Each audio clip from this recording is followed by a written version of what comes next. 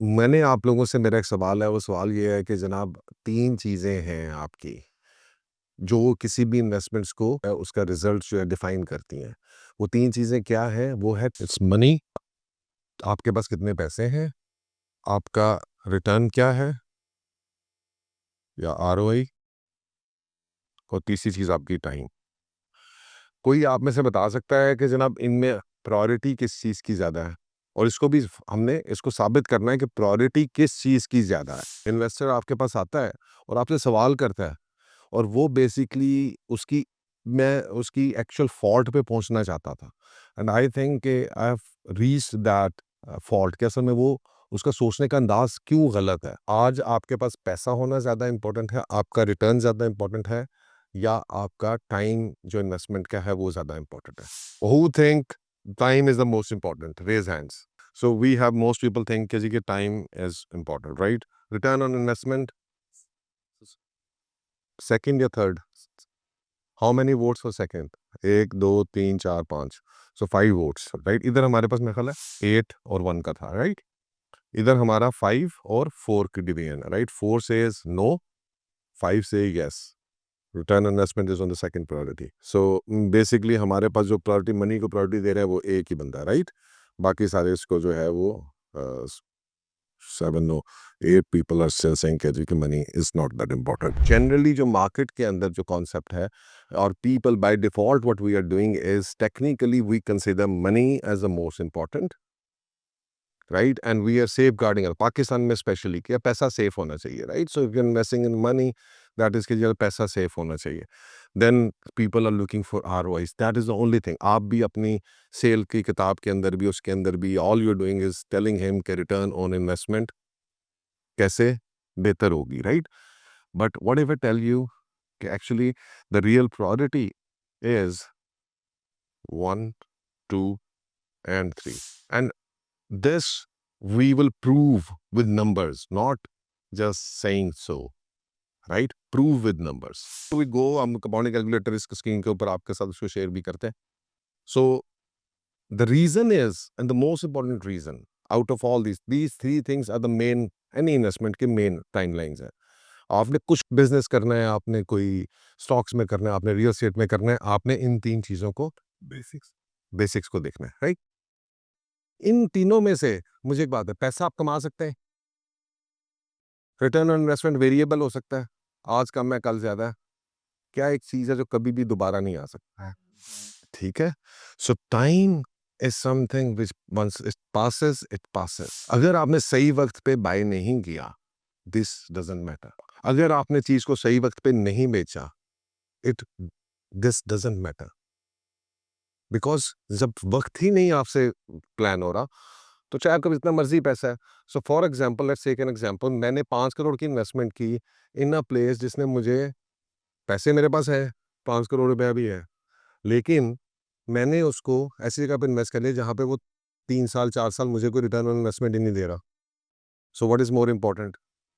और उसकी जगह पर एक बंदा 1 करोड़ रुपया ऐसी जगह पे इफेक्ट करता है जहाँ पे उसको रिटर्न मिलता है उन सालों के अंदर, तो दे 1 करोड़ वाले पैसे तो इसके पास कम है। So let's analyse this. एक बंदा 1 करोड़ पे इन्वेस्ट करता है सही टाइम पे, सो ऑटोमेटिकली दैट मीन्स कि जनाब उसका जो रिटर्न है वो भी थोड़ा सा बेहतर होगा, चाहे कम हो, 10% हो, 5% हो, सो 10% हो जाएगा। पैसा उसके पास 1 करोड़ रुपया और एक बंदा 5 करोड़ पे इन्वेस्ट करता है, बट पैसे उसके पास ज्यादा है, सो विच इज मोर इम्पोर्टेंट? और वो 5 साल के लिए स्टक हो जाता है, जैसे बहुत सारे लोग ग्वादर में स्टक हो गए। ठीक है? So the basic principle is कि जनाब आपका जो है वो टाइम ज्यादा इंपॉर्टेंट है then other. Now let's prove this logic. इधर डालें 1 करोड़ रुपया, फाग इनिशियल इन्वेस्टमेंट इज 1 करोड़ रुपया। सो हम अब तीनों को ना वेरिएबल्स में डालेंगे। सो इन्वेस्टमेंट आपकी क्या है? इंटरेस्ट रेट या आरओए, रिटर्न ऑन इन्वेस्टमेंट आपकी हो जाए 20%, right? Compounding yearly 20 years,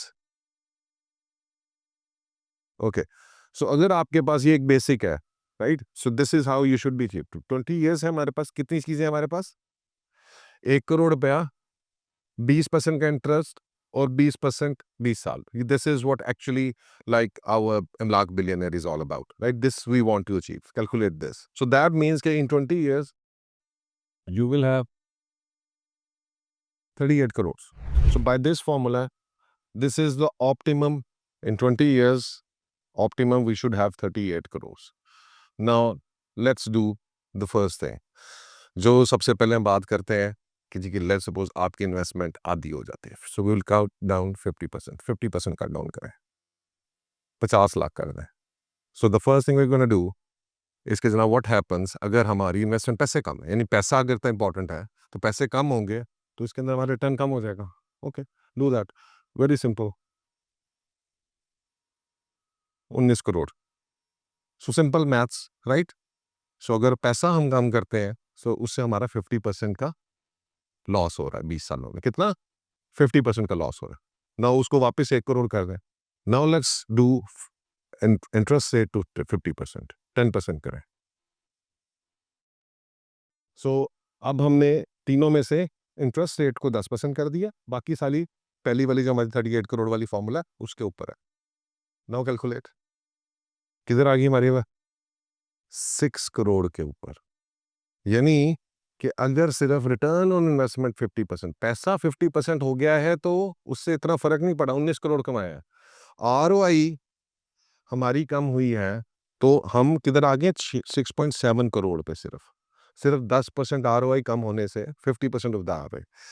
now let's come and इसको सब दोबारा 20% कर दो, और टाइम 50% कम करता है।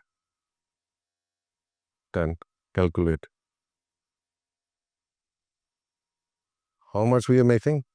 टाइम के जब ऊपर आया, टाइम 50% है, सो हम 6 करोड़ पे ऊपर आ रहे हैं। ऑल दो वेरी क्लोज आरओआई और इसकी अगर हम बात करें, बट इसका मतलब है कि जी के over a period of time अगर आप किसी भी प्रॉपर्टी से या किसी भी इन्वेस्टमेंट से उसके ऊपर टाइम नहीं वेट लगा रहे हैं, टाइम नहीं लगा रहे हैं, टाइम स्पेंड नहीं कर रहे हैं, उससे इन्वेस्टमेंट रिटर्न नहीं आ रहा किसी इन्वेस्टमेंट से। जिस तरह जो one of the main reason हम प्लॉट्स की बात क्यों करते हैं, बिकॉज वहां पर क्या है कि जी के sometimes you can get stuck for longer periods of time, जिसमें से उसमें से कोई पैसा बाहर नहीं निकल रहा है। और वो जो 3 4 5 साल जो वो प्रॉपर्टी आपका पैसा खा जाती है, until and unless you are not a smart investor and you can invest at the right time and exit at the right time, वो आज इन्वेस्टमेंट्स आपके लिए ठीक नहीं है। इस बेसिक वजह से क्या हो रहा है कि आप ज़्यादा टाइम, आपका पैसा जो है वो ज़्यादा टाइम के अंदर अगर प्रोडक्टिव नहीं है तो क्या हो रहा है कि आपके सबसे कम पैसे। सो द पॉइंट इज कि अगर आप ज़्यादा पैसे कमाना चाहते हैं तो आपके पैसे को वक्त के साथ साथ रेगुलर बेसिस के ऊपर along with its time it should keep generating money. if it gets stuck, आपने 4 साल 5 साल उसके लूज कर दिए, and then that doesn't give you the compounding effect which is desired. ठीक है, so either in the ideal situation you should be making 38 crore rupees on 1 crore. if you पैसे आप आधे भी कर देंगे तब भी आप 19 करोड़ कमाएंगे, लेकिन जैसे ही आप आरओआई कम करेंगे तो आप सिर्फ 6.7 करोड़ पे आ जाएंगे। और अगर आप टाइम कम कर देंगे या टाइम एफिशिएंसी आपकी नहीं होगी तो आप सिर्फ 6 करोड़ रुपया कमाएंगे, वेयर आरओआई भी 20% है और पैसे भी 1 करोड़ रुपए। So now this is what happens usually with our market, कि हमारे जो लोग हैं what they do normally is कि हम टाइम को नहीं समझते। आप जब भी बात करते हैं लोगों से, उनको कहते हैं कि यार ये, वो कहते हैं कोई नहीं सर, 4 साल 5 साल बाद हम वेट कर लेंगे, विदाउट रियलाइजिंग कि once they are waiting they are losing that time.